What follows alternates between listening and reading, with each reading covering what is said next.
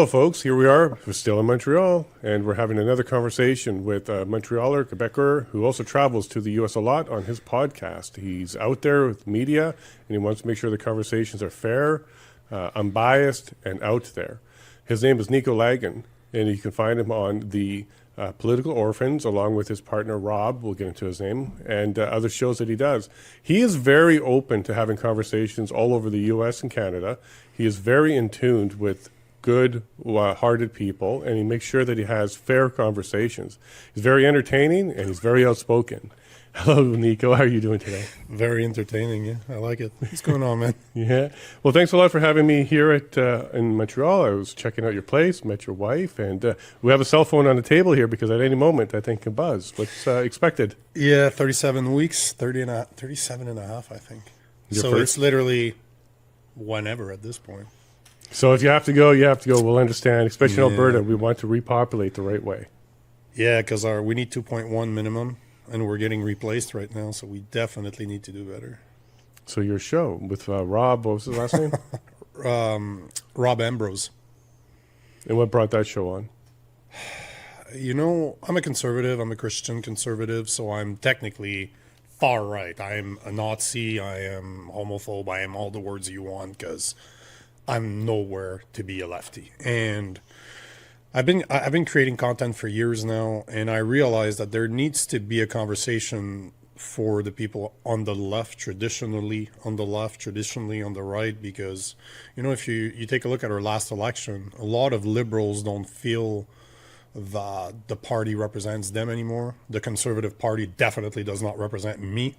So I wanted to have somebody that considers themselves a liberal so that we could have a conversation about everything that's trending in the news, so especially politics, and open that conversation between two people that should disagree. But then we've been doing it 7 months now, doing it 2 hours a day, live every day, and it's very interesting how, if you consider the bell curve, like people agree on about 75% of things, and it's absolutely right. So even though he's a liberal, I'm a conservative, I would say that we agree on about 75-80% of stuff. We often see the same problems, but the result or the solution is different. We think the solution should be different, but it's very interesting because most of the time when we see a problem, we're like, yeah, we agree that it's problematic. So I just found him on X because I record a lot of podcasts. I like the guy. We spoke for a couple hours the first time we spoke, and I offered it to him. I'm like, it would be great if we start recording, and we've been doing it for 6-7 months now. Now, traditional media should have both sides of the story, but your show seems to be an outlier. You actually have two sides to this story, the conversation here in Canada, political one specifically. Now, it is weird now in this landscape to actually have both sides of the story. Did you find that when you entered the market that there was a desire and audience for that? It was never intended. You know, I've been attending events like the NCI, for example, and people are like, what do you do? I'm like, I create content. And then they just look at me. They don't understand. I'm like, okay, I guess I'm media. Okay, I guess I'm independent media now. And I don't like that term. But this is where we're at now because, as you said, there's no more conversation. If you're looking at CBC, literally CBC said during the election, we're a few seats away from a majority. The host on the show of CBC said that we're a few seats away from a majority. And Rob and I were covering it and we're looking at each other. We're like, excuse me? You don't work for the Liberal government, at least that's the image that you should portray since you're publicly funded. But this is all we have. Like, unlike the U.S., you know, in the U.S. you have Fox, you have MSNBC, and technically they're the same, but they're not. Like, they like different people. But we don't have that in Canada. Like, you don't have a right wing. You have a Rebel News, for example, that's as right as you're going to get, but it's independent. But they don't have, but even Rebel News don't have lefties on their show. You don't have righties on lefty shows. So there's definitely a hole in the market, and nobody else is doing what Rob and I are doing right now. Like, nobody else is doing it. And we're just two guys that do a lot of research that see that there's a problem, and we wanted to open that space where people could talk. Because the thing with our show is not just Rob and I talking. Like, I would say out of 2 hours, we probably take comments for about an hour. Like, we really think about old school AM radio. I'm a big fan of AM radio, and that's what I had in mind. Like, create a show that is online that people can call in. Instead of calling in, they comment, they leave comment on the show, and we just respond to them. We have conversations with people literally an hour out of 2 hours every day. We have a question of the day, depending on what's going on. So we really are trying to build a place where people can show up and have their voice heard. Because how many people out there are political orphans? I don't have a party that represents me. I don't. Rob doesn't feel represented by the Liberal. He voted Conservative at the last election. So as a Liberal, he voted Conservative. But let's not lie to each other. Pierre Poilievre is a Liberal. He's not a Conservative. He's a Liberal. But at the same time, you're starting to see that switch. And there's so many people out there that are political outliers. Like, I'm building a plot. Like, I make millions and millions of views just on Instagram alone. And I've been talking the way that I do now for years. I've never walked the political party line. And I would say that I'm the hardest critic in Canada of Pierre Poilievre. I've called him out so much because he's not a real conservative. And I get hated. Right now, I'm getting as hated from the left as I am from the right. So I must be doing something right, right? That is the litmus test now, is when both sides hate you. When you get into the hate online and even death threats and stuff like that. Yep. Like, you are the reason why we're going to get a Liberal government. 100%. Because, yeah, we hear all these as well. Now, one of the things that I really enjoyed about your show is it feels less like you're propagating a narrative. You're more research and information and more investigative even. Like, you're getting into the issue and bringing that information forward. That's a new type of format. I haven't seen much of that in Canada. We do deep dives all the time. So the Liberal has proposed Bill C5, Bill C2. Before anybody else was talking about it, Rob and I had read the 140-page Bill C2, for example. We had run through it, and we had produced 2 episodes. 1, an overview. 2, we realized after the overview, we're like, yeah, we need to deep dive into it. We had John Carpe from the Justice Center for Constitutional Freedom came on the show, and we stumped him because I didn't know him. I just reached out to him. I asked our followers, I'm like, do you guys know a constitutional lawyer that would have the balls to come on the show and talk about this? They're like, oh, John Carpe. Okay, cool. I reached out to his team. They responded. We had him on. We stumped him. We're literally, okay, page 19, subsection 2.81, second sentence. It says this. How does that affect the criminal code? And he's just like, I don't know. So the point is that we're just 2 guys that are not happy with the way Canada's going. We want to talk about the real subjects that are going on, and him and I don't walk a party line.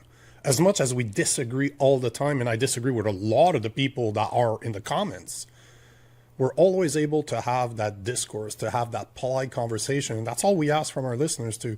You can insult me all you want. That's fine. I'm used to it. People do it every day, all day. It's fine. But you're not pushing the conversation forward. And that's kind of the space that we're trying to create, to be able to have that debate between 2 people that disagree, but show your work. Rob says that all the time to people. You want to insult us? No problem. Show the work. Don't just call us name because you disagree. Tell us why you disagree so that we can engage with you. But to me, that's just common sense. What's the point of talking about what's going on if you're in an echo chamber? And that is all I'm seeing right now. I'm not, and that's as much for the left as it is for the right, because a lot of the content creators on the right, they don't do lives, they don't interact with people directly, and they walk the party line. And that bothers me. That really, really bothers me, that you can tell that there's certain things that they won't say. And that's a problem. Who's supposed to hold our conservative, I'm a conservative, small c. Isn't it my job to hold the conservative big C to account? Who else is going to do it if it's not me? I'm not a yes man. If I disagree with you, I disagree with you, and I'll tell you why. So why are we not doing that more? It blows my mind that it needs 2 yahoos like Rob and I to do this. But the space is there, so we're taking it because nobody else is doing what we're doing, and I don't think people have the balls to do what we do because they're too scared to lose their following. Yeah. And I saw that during this election for sure. It came out in spades. Influencers that were like on the freedom side, and everybody said freedom, freedom.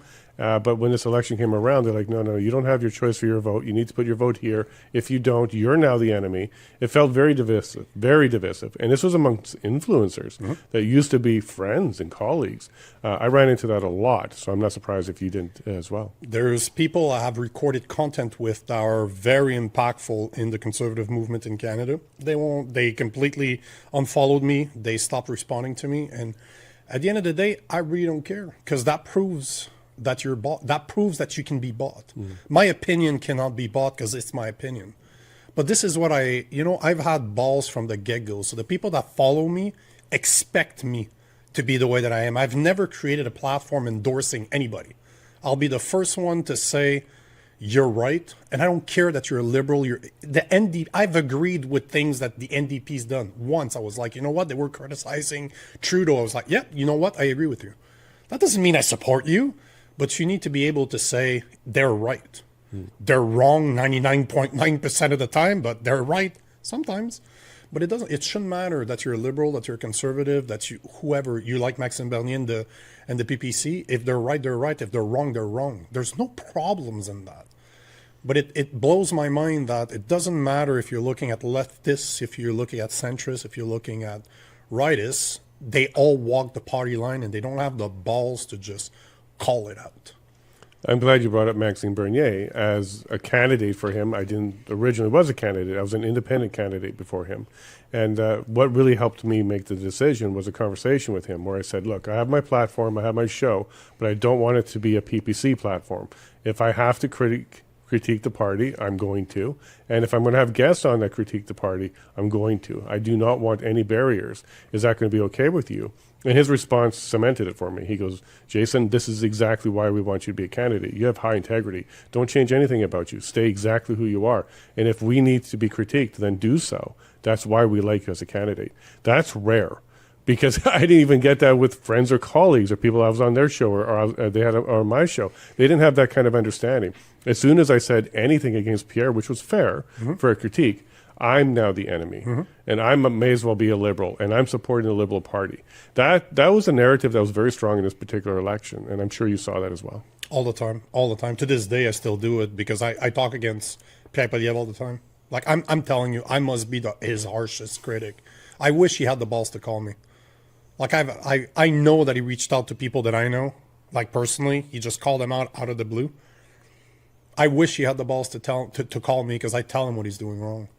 But at the same time, I don't think he's the right person no matter what. I don't think he has it in him to be a leader. At least, one of my buddies years ago said that everybody around him is part of his zombie team. Like in an apocalypse, he likes to imagine that he's in a really bad state. All the people around him, what purpose would they serve? Would I go to battle with those people? Ever since that, and that was probably 10 years ago, I always think about this when I'm looking at people. I'm like, okay, if really stuff hit the fan, do I follow you in battle? I look at a Pierre Poilievre. I'm not following you into battle. You've never stood up for anything unless it was put through meetings upon meetings and everybody agreed, you know what? Oh, yeah, you could eat that apple. It's okay. So that's the thing. And it blows my mind that people still don't understand that the state of affairs in which we find ourselves in Canada is as much a liberal problem as it is a conservative problem. Because if we had real conservatives that would stand up for real conservative values like men don't belong in women's sports, which is the number one swing topic in the U.S. Donald Trump won because he took a stance on that. Not the immigration, not the economy, because he had the balls to say that women don't have penises. Pierre Poilievre doesn't have the balls to say that. Yeah. How insane is it? Tell me one person that is a conservative or a common sense liberal that would disagree with that statement. He would have probably won the election if he had the balls to say that. And if I say that he lacks balls for not saying it, I'm the problem. Come on. Like, as much as I like Maxime Bernier, there's things that he stands for that I don't stand for. I don't understand why he still has, as a Frenchie, I don't understand why he still has such a thick French accent.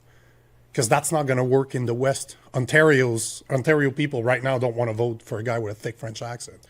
But I agree with his policies. I haven't heard anything that he said that I disagreed with. But even him, there's things he should have done to get better. But he's still the guy I like the most out of everybody. So you see what I mean? Me saying that is no disrespect towards him. It's a fact. If you want to win, he's never going to win with that French accent. Does that mean I hate the guy? Does that mean I don't condone what he does? No. There's always things. You need to be able to criticize your leaders. Who else is going to do it if I don't? If you don't? Yes. And does that make you your enemy? Because you were a PPC member, if you hear me say that Maxime Bernier is not perfect, that he has flaws that he should work on, does that mean we can't talk anymore? No, absolutely not. And what I like about constructive criticism, and it comes from the place of actually trying to do better. I'm a Frenchie. I'm a Frenchie with a French accent. I'm telling you, I've worked for 2 decades on my French accent to make sure that, yes, I have an accent. I always will have one. But I can talk to anybody in English. And most of the time, have a better vocabulary than English people. But the point is, I worked on this consciously for 2 decades. And I think he should do the same. But that doesn't mean I'm hating on the guy. I'm just saying, bro, if that's what you did, you'd sound so much better on videos. You'd be more appealing to people. Because God knows I know what it sounds like, what it feels like to have a really thick French accent. And it's not pleasant to people. No, and that's a fair critique, and I'm sure that's something that he's taken not a easy, few times. Yeah, it's not no, easy. he even makes light of it. We were at an event once where one of the gentlemen speaking, he was talking about how he's an immigrant to Canada, and he worked really hard at removing his accent. And Maxine from the crowd said, "Must be nice." So he totally understands that it's something that's a bit of a crutch for him. But that is a good leader. See, I have more respect for him right now knowing that he did that. Yeah. Because that is the same critique I got 20 years ago when I first started working in the call center and I was picking up the phone and I could barely speak English. Somebody told me, he's like, bro, you need to work on that accent because yeesh. Did I go to the toilet and cry? No, I just can you help me? C'est bon. Very good. No, but it's true though. That immigrant that learned English that doesn't have an accent anymore, that's the type of guy Maxime Bernier should learn from. How'd you do it? That means you did it. That means I can do it too. So it's not a critique. It's just, it blows my mind that, you know what? It blows my mind that we need a show like what Rob and I do. It blows my mind that it's not common sense everywhere, that not everybody's doing it, that not only should you have 2 guys like you and I argue on what's going on and how we would deal with certain problems, but why not engage with an audience on top of that? Why not make it entertaining for the people? Why not give them a voice? People want a voice. People don't trust our voting system, and God knows it's hard to argue when Election Canada is saying themselves that they made mistakes and, oh yeah, but we're not going to rectify them. Yeah, sure, we'll trust you. But the point in the matter is there's so many bipartisan problems that needs to be addressed, but because one is considered a conservative and the other is considered a liberal, they shouldn't be able to have a conversation. Like, are you kidding me? Election problems is a bipartisan issue. It's as big a problem for the liberals as it should be for me. So why are we not talking about it? Well, some of the conversations is liberal, conservative. We also have French and English, and we also have East and West. So during your coverage of the election, as CBC is saying, we're 3 seats away from having a majority, we being the liberals, you were doing coverage as well. And then you had me on shortly after it was announced that the Liberals were going to take a minority government at that time. And one of the conversations we had was, what's Alberta going to do next? You were very interested in what Alberta's next move might be. And a little bit surprised to hear some of the results that we're actually kind of happy, because this may open the door now to this conversation of independence in Alberta. And Rob, I remember from that conversation, it felt like he really learned a lot just having that quick conversation with me at the end of the election, that, he now understands why Alberta feels this way. Now, you've been paying attention a little bit more than Rob, but did you feel that transition with him there? He kind of started to wake up to what Alberta's been going through? We've identified it. I think the first time we spoke to you, we've identified it as probably the biggest problem or the biggest topic in Canadian politics for the next 1 or 2 years. We both agree that it's a problem, that there's a problem coming, or there's a solution coming to the problem that's been happening for more than a decade. But again, this is where Rob and I disagree. He thinks that Alberta should stay in Canada. I completely disagree. I'm like, if I was an Albertan, I'm like, get out of there. Just be sovereign or become the 51st state. Do what's best for you, because Clearly, Ottawa doesn't care about you, and it blows my mind that you guys are so patient. There's no way if I was an Albertan that I'd be that polite after 10 years of liberal policies that literally that literally destroyed your oil and gas. Mm-hmm. So we've both again. I think that's why the show is so good, because we both agree that there's a problem, but we don't agree on the solution, and that being one of them. But even him sees it. It's going to be a problem. Like, I personally believe that Carney is the last prime minister of Canada as we know it. Yeah. Like the Canada I grew up in. It's not going to be the same. Like, he's going to destroy it. But he sees it.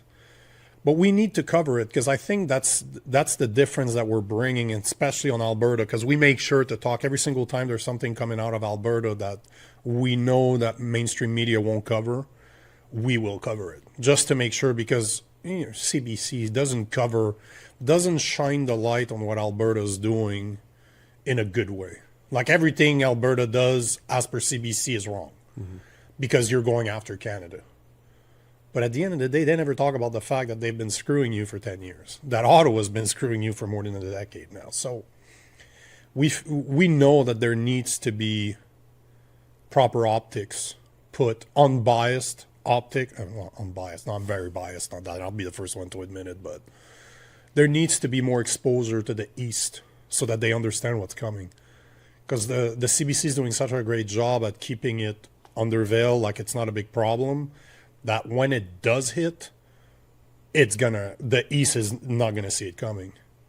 And at the end of the day, you guys are gonna be okay. Whatever happens, you guys are gonna be okay. Yeah. The East is in for a rude awakening, that's for sure. And they don't even know that it's coming. So that's why we want to cover it. But at the same time, we have a lot of people from Alberta that follows us. Just because I think they're happy that not only do we give them a voice on the show, but we're actually covering it the way it should be covered. No matter if we agree with it or not, we're going to talk about it, because it should be everywhere. Like, what you guys have gone through is insane. Is absolutely insane. People don't even know about equalization payments. Like, that is a surprise to most people. Like, this is not new. This has been going on for decades. Like, what are you talking about? You don't know about the equalization payments. But that's a reality. Now, there's a lot of parallels for the 1995 referendum in Quebec, where Canada's kind of coming together, saying, stay together, we love you, we want unity. The media is not being fair at all with the conversation. And the province is about 50-50 when it comes to separation and not. So there's a lot of parallels happening here with the Quebec 95 and Alberta today. Do you see some of those parallels? No, I don't, because, we were talking about this before the show, where it was mostly culture. Because I was young, right? It was in like 1991. I'm 43, so I was like 10 years old, 9 years old. But I still remember this stuff. And it was based on culture. Like, oh, we speak French. For some reason, Quebec is proud to speak French, if you can call that French. And that kind of defines their identity. But in the 90s, I could imagine. In the 80s, I could imagine. But today, we've taken so many people in Montreal, for example, that we don't. You said it yourself that you were at the hotel this morning and people weren't talking French at the restaurant where you were, and they weren't talking English either. Where did we go? We went to Walmart earlier, and I looked at you. I'm like, I don't spend a lot of time in Montreal anymore. I'm on the road all the time, and I don't like what Montreal is becoming. Like, the city that I was born in does not look like the city it is right now. And we were at Walmart earlier. I saw more women veiled than regular looking Canadians, as in what I would expect to see in Montreal. But that's our new reality now. So the thing is our culture is gone. Like in Quebec, the culture is gone because it was just based on language. But you guys are not, it's not a culture thing. It's economics. You guys are literally being destroyed on purpose by your federal government. You should be, I think Daniel Smith said you guys have lost something like $500 billion to $1 trillion over the past decade.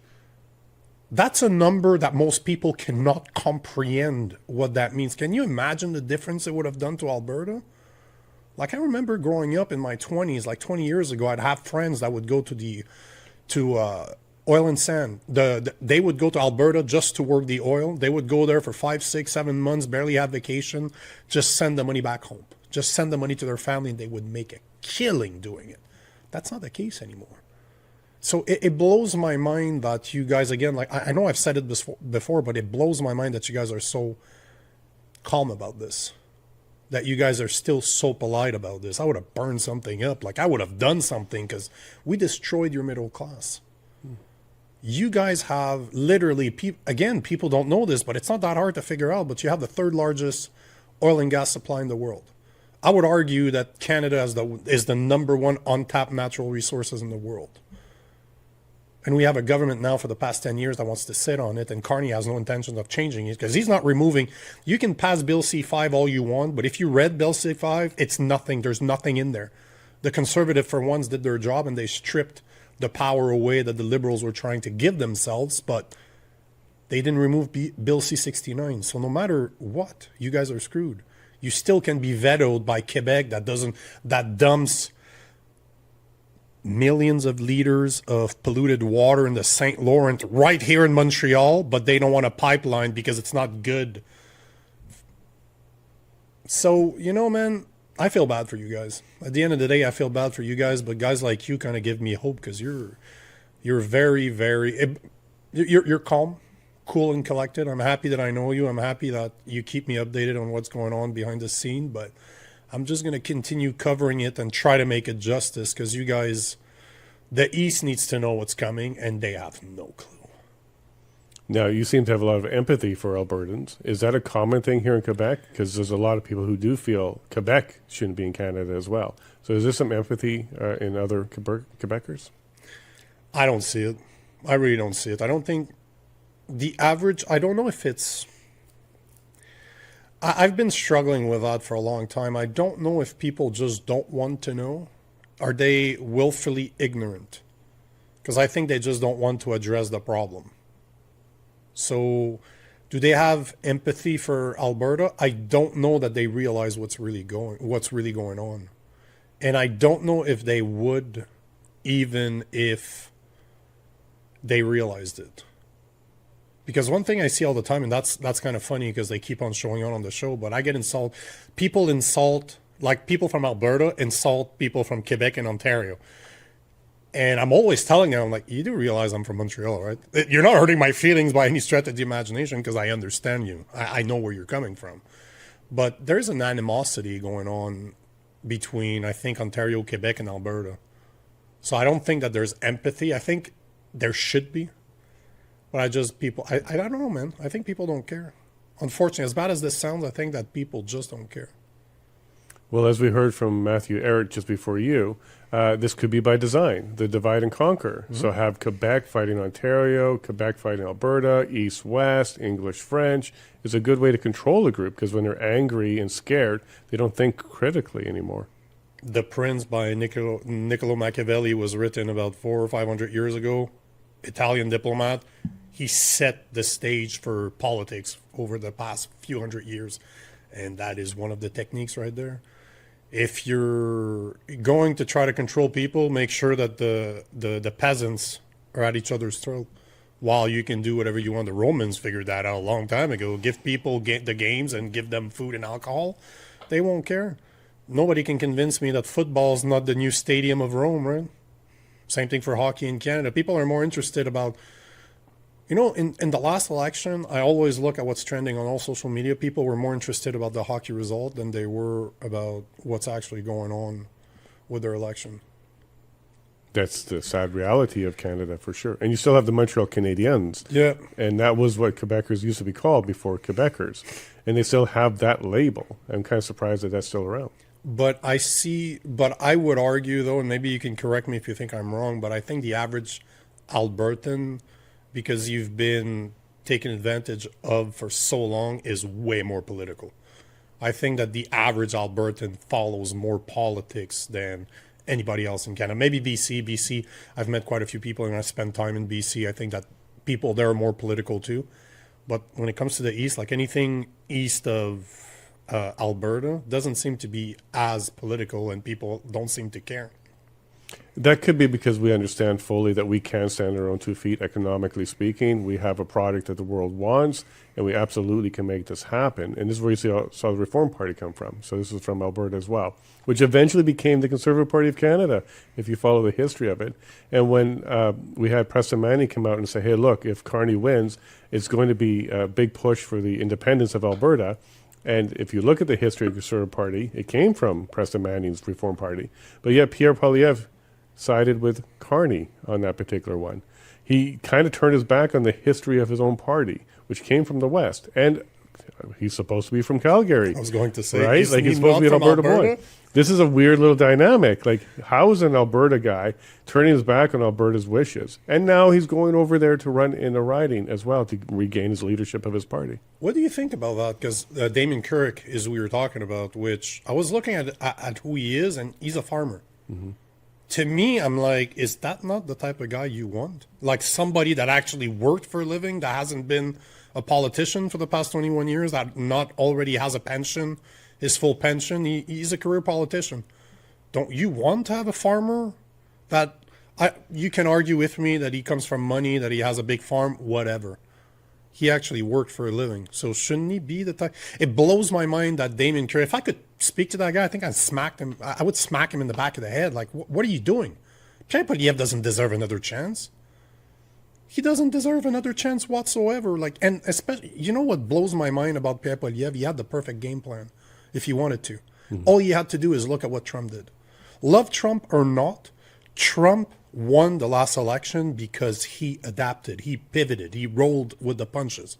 They replaced Joe Biden at the last minute by Kamala Harris, a black woman that won the left. Like, she was the savior. Everybody forgot that she was the worst VP in history. But what did he do? He started going on podcasts. His son told him, I don't know if you heard that story, but his son told him when they replaced Joe Biden, because he was, if you look at the stats, if you look at the voting intentions when it was Trump against Joe Biden, were almost identical as Pierre Poilievre versus Trudeau. They were dominating the incumbent, and the only difference is that when Pierre Poilievre, when Mark Carney replaced Justin Trudeau, Pierre Poilievre just never changed, and Carney was able to take his policies and put a red background behind it and just say, oh yeah, that's a liberal policy. That's how much of a liberal he is, right? But I don't understand that a guy like Damien Carrick wants to give him the opportunity to take his writing that he's worked for and give it away to Pierre Poilievre. Like, I don't know what it's going to take for people to realize that they have lost the past 4 elections. Like, what else do you need to realize that you need the conservative of today are not real conservatives, and maybe that Canadians want a real conservative party, and yet they're trying to put Pierre Poilievre in place again because he had one great video 2 years ago where he was eating an apple. Like, I look at the state of the Conservative Party today and the people that still follow them the same way as MAGAs will follow Trump in the U.S. Like, we can't question our leader. And it blows my mind that people don't realize that the conservatives are as big of a problem as the liberals are. But they don't have the balls to admit it to themselves and to call them out that maybe we need real conservatives. And I don't know Damien Carrick personally, but I got a feeling that he's a better conservative than Pierre Poilievre is and probably could do better than him. And I'm not saying he would, but just his background, I'm like, I trust a guy that was a farmer way more than a guy that spent 20 years in politics and he's in his 40s. I don't trust career politicians. I'm sorry, I don't. I really, really don't. Well, the neighbors of Damien absolutely loved him. 83%. They were giving him 83%. That's what he won on the voting. Psh. So it's the safe haven for Pierre Poilievre because he can't lose. I just don't understand what is it going to take for conservative people to just say, okay, enough. Like, we have Andrew Scheer right now. Really? Really? Andrew Scheer's a conservative to you? See, what is it going to take to have an actual man running the Conservative Party? Like somebody that looks like he's in shape, that actually takes care of his family, that actually is ready to stand up for something, maybe a Christian. But do you know somebody that has values, somebody that will stand up for what's right, that won't be scared of doing a 30-minute unscripted interview because he might say something that wasn't approved by his board? Like, what is it going to take for people to wake up that we need real conservative? We need to go back to a time where conservatives were there to speak the truth, to speak common sense. Like he did that during his campaign, right? Common sense conservative. You're not common sense and you're not a conservative. At one point, we have to take responsibility for this, and that's why I call him out all the time. That's why I call the Conservative Party out all the time, because it's our fault. Well, there's a reason why he's going to Alberta, and I think it is to pour some water on the movement. And he had to go find a riding that was very strong because he could have lost. If he went to the Edmonton riding, which was the rumor at the beginning, he could have lost that. Yeah, that would have been back to Liberal. There's another seat for them for sure. So that one got quashed pretty quickly, and he went to the highest riding show out in Alberta. Now, why Alberta? Why do you think Pierre's going to Alberta? He could have gotten a seat in Ontario. He could have picked up one from there. But why Alberta? Maybe have you seen this? Have you seen the what was it, CBC? Yeah, I think it was CBC. Has a great map of all the ridings who won. Like, you can look at Canada and just look at the color. Did you look at Alberta? It is literally blue. It's blue. There's two ridings, if I remember correctly, that were won by the NDP and one by the Liberals. But I think there's 2 or 3 ridings that don't belong to the Conservative. But when you're just looking at the map of Canada, all you see is blue. That's why he's there. That's the only reason why. I think that it's just there's. You know what? Let me answer your question by asking you a question, because you'll know more than I do. But as an Albertan, would you vote for Pierre Poilievre if he was in your riding? No, because he's a nationalist. He doesn't have Alberta issues at heart. He's been there for 20 years, haven't been pushing for Alberta. You don't hear him talk about Alberta until it's convenient. And then now suddenly he's parachuting in. And I actually think if he had to pick the highest ridings show up, because anywhere else he could have lost. He may have lost a seat for the Conservative Party in Alberta because he is not for Alberta's values. Do you think that could still happen? Because if that happens, I would laugh so hard, because I wouldn't be surprised. To be honest with you, I think he's going to win this one because there isn't a candidate that stands out strong enough. The PPC is running their candidate, but I don't think Alberta's ready to go ahead and swap for another candidate. So I think he's going to win. But what I do think we're going to see is we're going to see a drop from 83% down to a much lower number. And that's going to reflect the sentiment in Alberta. And that might be sending a message to the Conservative Party that, look, you brought your leader here, but we actually support him less than the incumbent did. So we might see a little mini referendum in this by-election on April 18th or August 18th. August 18th, yeah. But at the same time, how must you feel that you have somebody that you voted for that is ready to step down for a leader that's never going to be there? Because Pierre Poilievre's not going to spend time in Alberta. No. Because, that's another thing. He's been doing nothing now since, April? May? He hasn't had a job now? Why is he not in Alberta right now? Why has he not been hitting the street and talking to everybody for months now? Why has he almost disappeared? He literally, if you look at his social media, he completely disappeared for almost a month and a half. Now he's starting to do stuff again. But I would be very spiteful if I was in that riding. In what is it, Crowfoot? I would be spiteful. I would vote for anybody else than him, because I wouldn't. He's not there for you. He's there to get a job again, to be the leader again. But he doesn't care about the people there. No, not at all. He doesn't talk to their values. He doesn't talk to their prosperity. And he's definitely coming down. In my opinion, they picked Alberta on purpose to try and get some of the separation conversation to go away. If you have the leader there and he's going to talk national unity, and he might become the next prime minister as from that riding. That might be their long-term plan. I'm not sure, but I don't think he's there for Alberta at all. He's there for Canada. And could you see, as an Albertan, them voting against him out of spite? Yeah, but to who, though? is going to be the big question. Is it going to be the PPC candidate? Is he going to pick up 18%? So we had a provincial by-election in Edmonton, and Cameron Davies from the Republican Party of Alberta ran in that by-election and picked up 18% support against the UCP candidate. So UCP support dropped, and a lot of it went to the separatist candidate, as they like to call him, the Republican Party. I think the same thing's going to happen in this riding with Pierre. It won't be Liberal, it won't be NDP, but there's a whole bunch of independent candidates running. So if there's somebody running on a separation or an independent ticket, they may gain speed. But here's what's going to happen. There's going to be no debate. Pierre's not going to show up for a debate. He's going to do rallies, but he's not going to do a debate. He's going to walk that line very delicately. He might talk about gun rights and property rights and parental rights, but he won't touch the sovereignty movement issue. And I think he may get support from even big hitters like Danielle Smith. She may be supporting him on this by-election. I don't know, man. It's one thing. It bothers me. That whole thing bothers me. It really blows my mind that people are ready to give him so many chances. He doesn't deserve them. Like, he's had plenty of opportunities to shine, to do something that would show that he's a leader that people need, that people want. And yet, time and time again, he falls short. Mm-hmm. He doesn't stand up for the easiest win. And people like to blame his team. But guess what? A leader chose his team. Who takes the blame when your team does something wrong, when your team fails? The leader. Who's the leader? Him.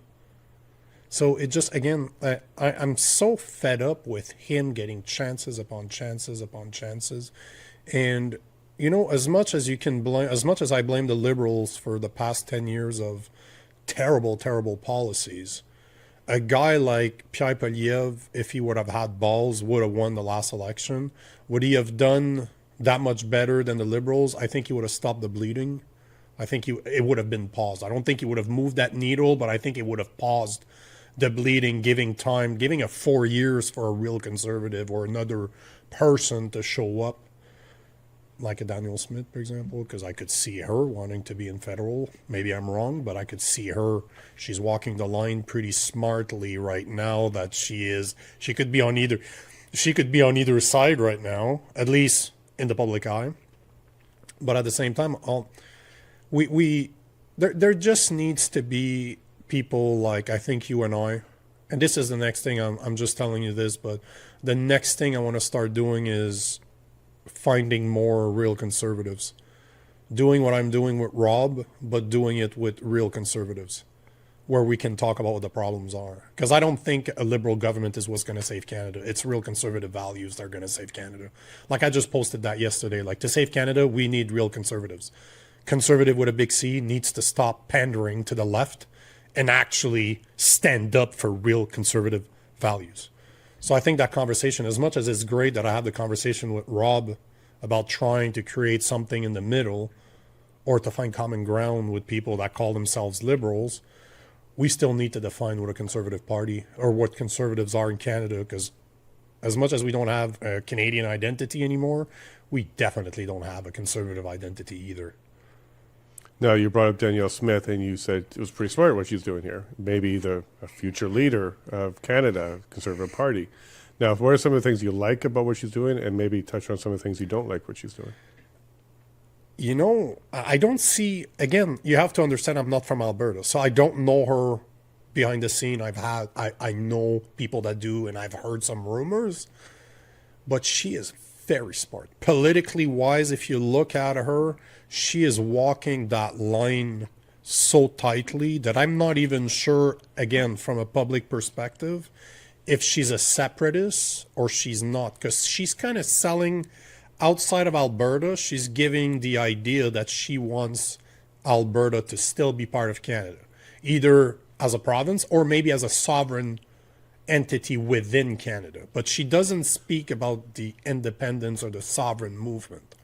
But at the same time, you look at what she's doing with Alberta Next to say, hey guys, we're going to do a bunch of town halls over the summer. We want to know what you think. We're going to have a referendum 2026, which is clever because it gives her plenty of time to talk to the people. So it's amazing to see a leader that's ready to talk to its people. Like, what a concept, right? Having a leader that will ask questions to the people they represent to see what they care for. What a concept.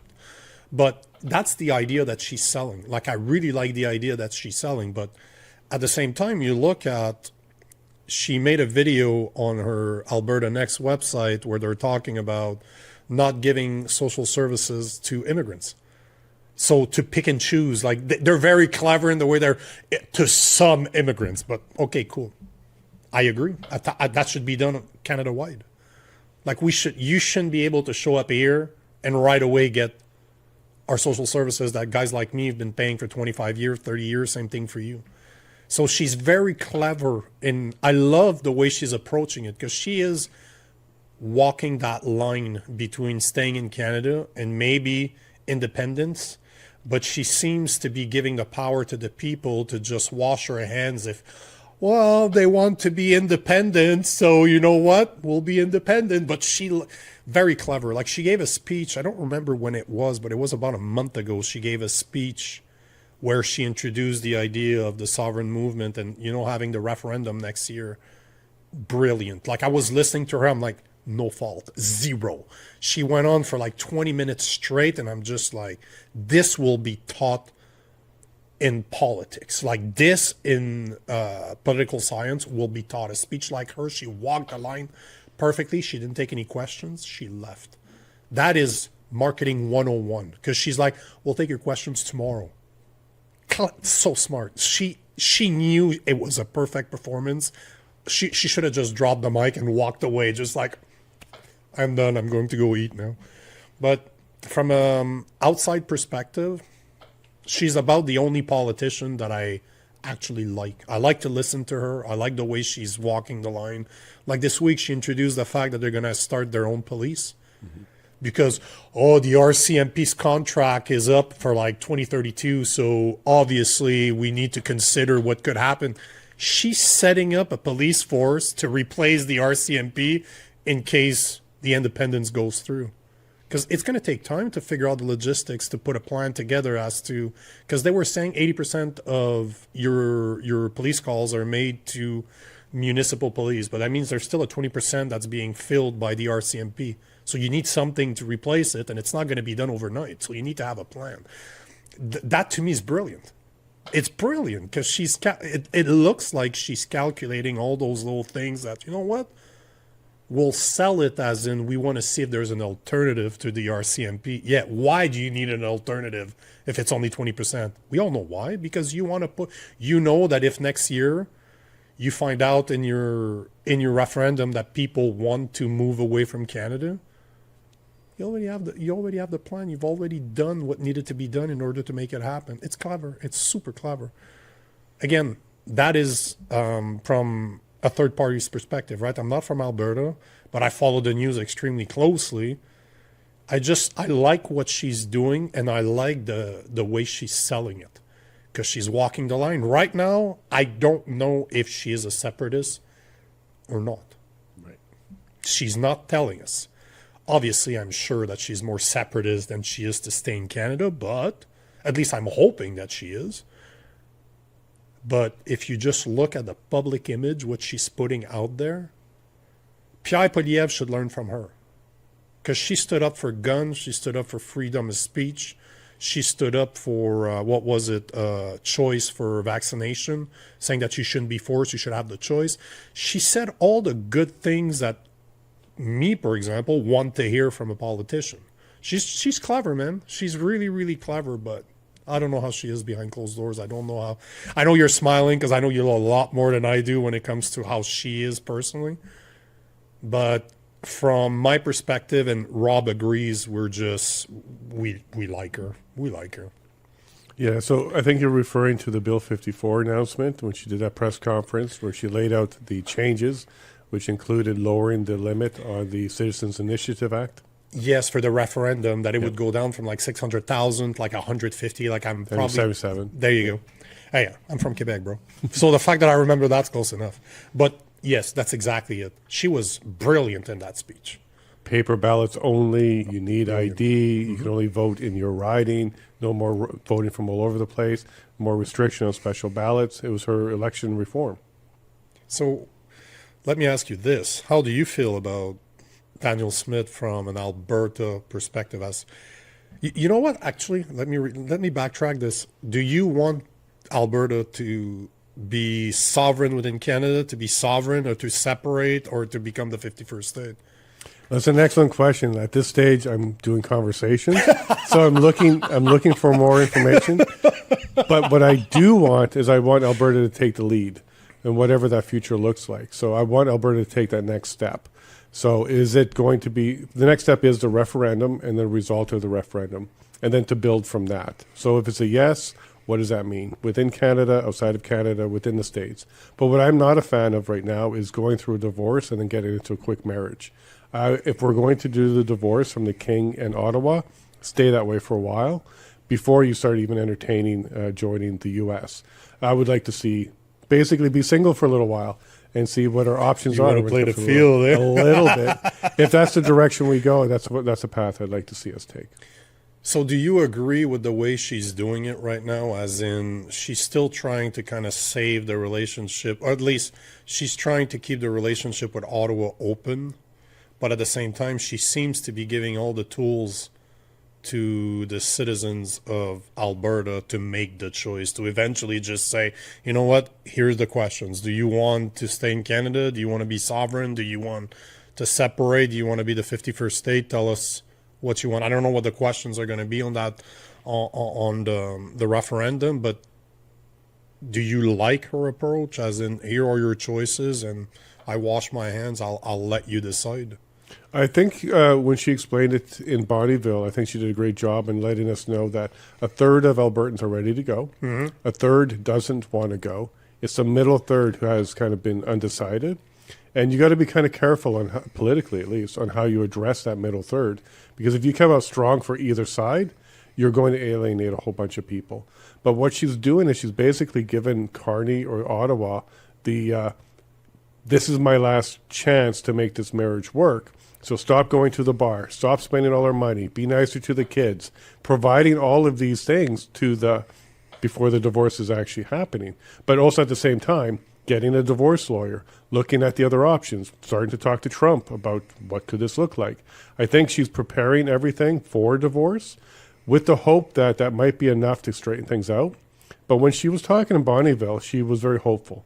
And you can hear it in her speech. She was very hopeful that Carney would be a good partner to work with. She even called him pragmatic. Now, for all of us who's read his book and understand Carney for the last years, that was a really interesting word for her to use, pragmatic.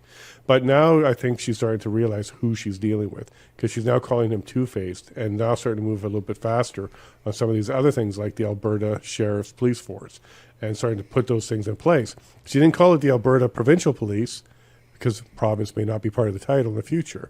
So she's definitely putting those signals out. Mm-hmm. Now, whether those are for Carney's pragmatic side to see that she's serious about it or not, I think she's basically looked her spouse in the eye and said, look, here are the things we need, and if you can't do that, we're going to proceed. Now, what she's really good at doing, I think, and this is where I'll give her some credit, is she's good at speaking to that middle third. Because the other two sides don't need to be convinced. They already know where they land. Mm-hmm. It's that middle third.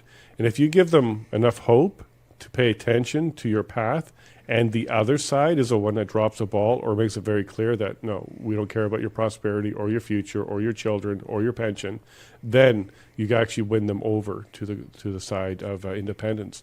So I think the path that she's on right now is to keep that door open.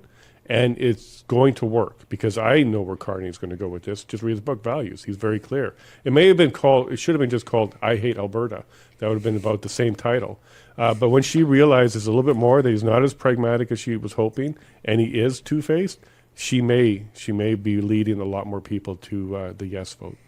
And that's exactly how I see it too. And that's why she's very clever, because I speak to the middle third every day. I don't need to convince a conservative to be a conservative. I just need to show you that I'm going to stand up for what you believe in when the time comes. I'll be the guy. But they're not the people I need to convince. You're already on my side. You already agree with me. It's the people in the middle that you need to handle with kitty gloves, because one thing that you say wrong might push them on the other side. But she's very clever, because she is putting it all on Carney. she's very clever to say, here are our demands. And I would agree. I would imagine a lot of people in the middle agree with what she's saying, as in, we need more from you guys. We need you guys to stop doing this. You need to let us build pipelines. You need to let us do what we can do to rebuild our economy. I don't think there's anybody in the middle third that disagrees with that. And I think that's what's so brilliant about what she's doing, because she's literally, here are our demands. And the middle third can't read those demands and say, no, no, no. They are like, oh, yep, I think I agree with that. I think I agree with that. Or at least they're open to the conversation. And by throwing that in Carney's camp and just say, here's what we need. What are you going to do now? She can literally just continue pointing her finger at him. They're saying, oh, see, he's not answering again. So it's okay, guys. We got you. We're going to do Alberta next. He hasn't responded to her from 2 months ago. What did she do? She didn't wait. She's like, okay, here, perfect. Alberta next. What do you think that is? That's for the middle third. Because I'm sure that the people that want separation are like, you're not going fast enough. Let's do this already. The people on the other side are like, we're not moving. So those Alberta next are for those 1/3 of people that saw that list of demands. They're like, man, I hate to admit it, but I think she's right. I think, yes, that makes sense. They want to be convinced. They're open to having the conversation. So again, everything that she's doing, I don't know who her team is, but there's some very smart people around her. Like, I don't think that she's a yes woman, right? She doesn't surround herself by people that just says yes. Again, I'm talking from the outside, but there's some intelligence there. Like, there are people that understand how to handle the middle third. And as I said before, I think she's doing it brilliantly. If I can, everything I've been saying right now, I'm stepping away as I'm playing devil's advocate, right? I'm sitting in the middle and I'm just like, okay, hold on. Where's she going with this? And I think she's clever. But she probably irritates a lot of people that wants to separate, right? Well, I think what she does really well is maintaining relationships. But when she decides it's over, it's over. So if you're in her inner circle and she doesn't need your efforts anymore, or you've done something to cross her, or you've become a bit of a liability, she'll cut you off. But I think that's a good trait, because if that's going to be Carney, if Carney's going to be the one that kind of lets her down, there is no carrot. It was just an empty string all along. Because right after the election, she was hopeful that he would be able to negotiate with her and keep things together. But she was also the first premier that went and talked to Trump. She was the first premier to do something about the border security.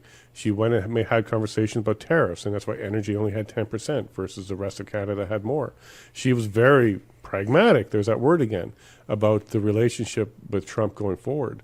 But she was also, I think, optimistic when it came to Carney. But she's learning quick. So if Carney crosses her, makes her look like a fool, because she really has done that within Canada conversation, a little bit stronger than people would like to see. But if he crosses her, I think she'll be the first to end that relationship. And if that's what happens, she can turn to Alberta and say, we tried. So what is next? Well, what's next is what you guys said on these town halls. It's to be a very sovereign nation. And she did a Freudian slip in Bonnyville. She said the nation of Alberta instead of the province of Alberta.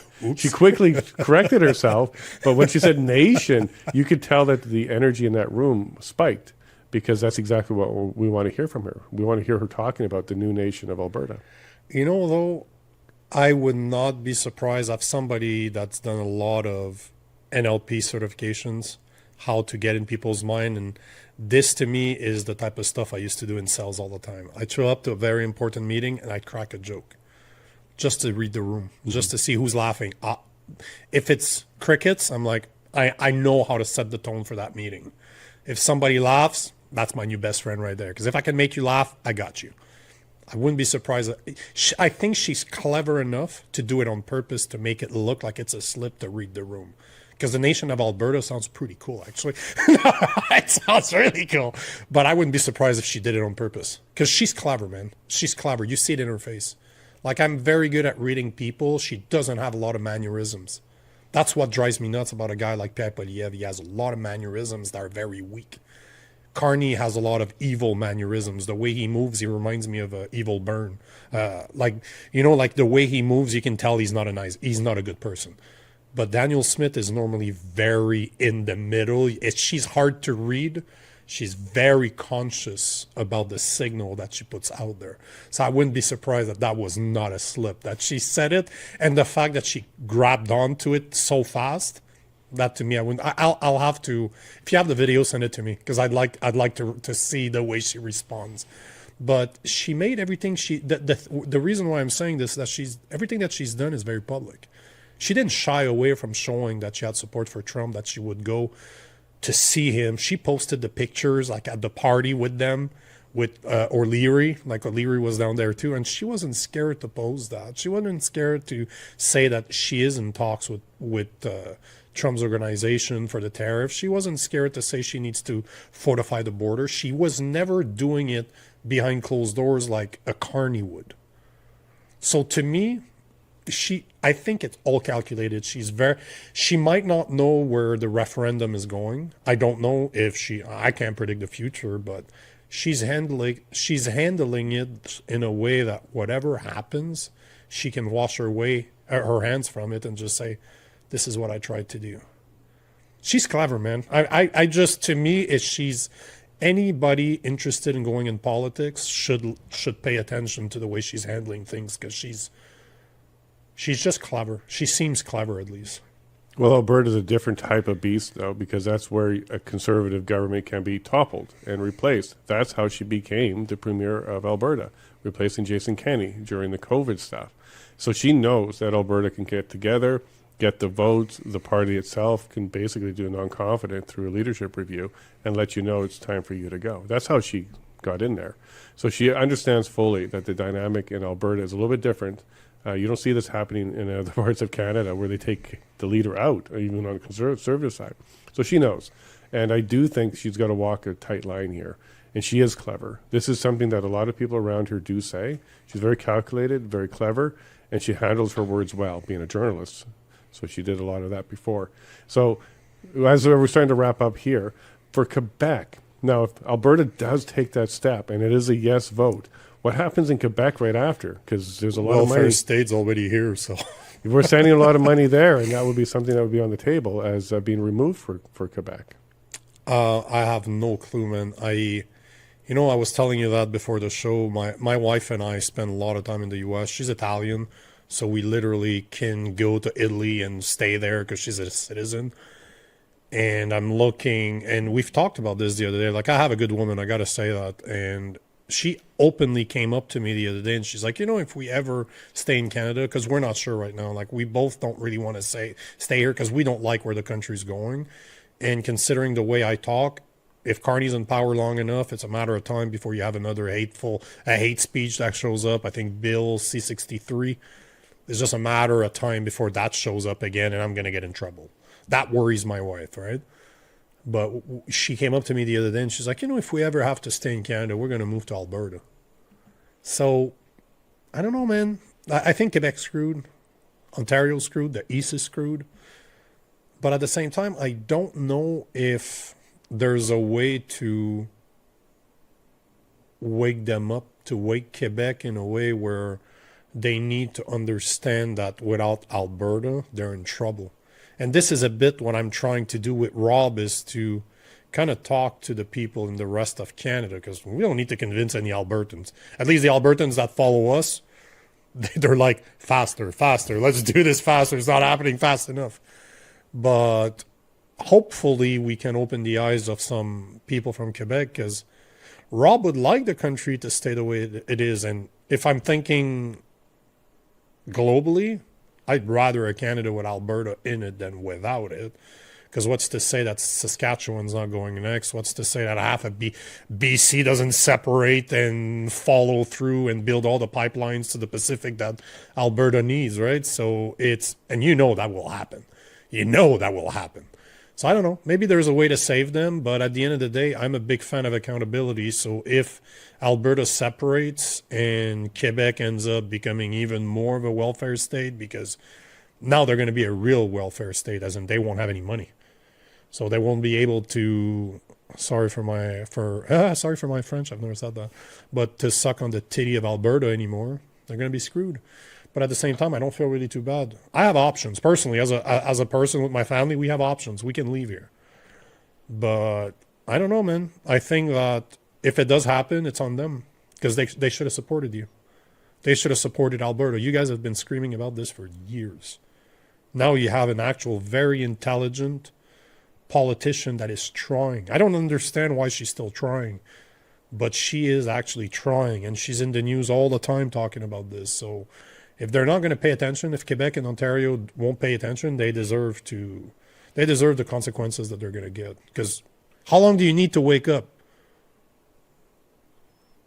If you're not going to wake up, sorry, not sorry. It's going to be your problem, and they're going to live with the consequences, but they're not going to like it. That's for sure. Well, we may be very patient, but we're also pragmatic, and I think Danielle might be showing us that. And when the decision comes and it's over, it'll be over. There'll be no cease sign. So I do think that that might be the future here. We'll see what the referendum come back as. Do you have any last messages for Albertans? I get you, man. I get you. And you have a supporter here. Like, as much as I know Albertans don't like French people much, but I like Albertans. I like what you guys are standing for. I like the fact that you're ready to stand up for it. Because you guys deserve it. At the end of the day, I don't like to be a victim. And if there's a way for me to not be a victim anymore, this is what I'm going to do. That's why I learned how to fight, and you guys are fighting back. So finally, to me, it's just about time. And whatever the consequences are for Quebec, Ontario, the rest of Canada, that's our fault. We messed up. We keep on messing up. And you know what? You can only beat up somebody so many times before they actually fight back. You guys are fighting back, so good for you. And I'll continue talking about what you guys are doing because I'm happy that you guys are fighting back. I hope you guys separate. Frankly, I hope you guys separate because I'll be laughing and laughing and laughing because it's not going to impact me. But yeah, I hope you guys separate and actually redevelop your economy the way it's supposed to be because you guys are proud to be Albertans and you should be. You should be. Thank you very much, Nico, Yeah, for your time. Appreciate that. Well, there you go. It's time. He's supporting it. He does think we need to do it, and maybe Danielle Smith is the right one for it. Quebec did it for cultural reasons, but we are looking at it for prosperity reasons. We need to take care of our future and make sure our children and many generations to come are taken care of, and this is our chance to do exactly that. So do share this message out there. Go check out the Political Orphans because the conversations there are fair, unbiased, and they're growing. So check that out and make sure you follow Rob and Nico as well. Well, thank you very much for your time and have yourself a wonderful day. God bless.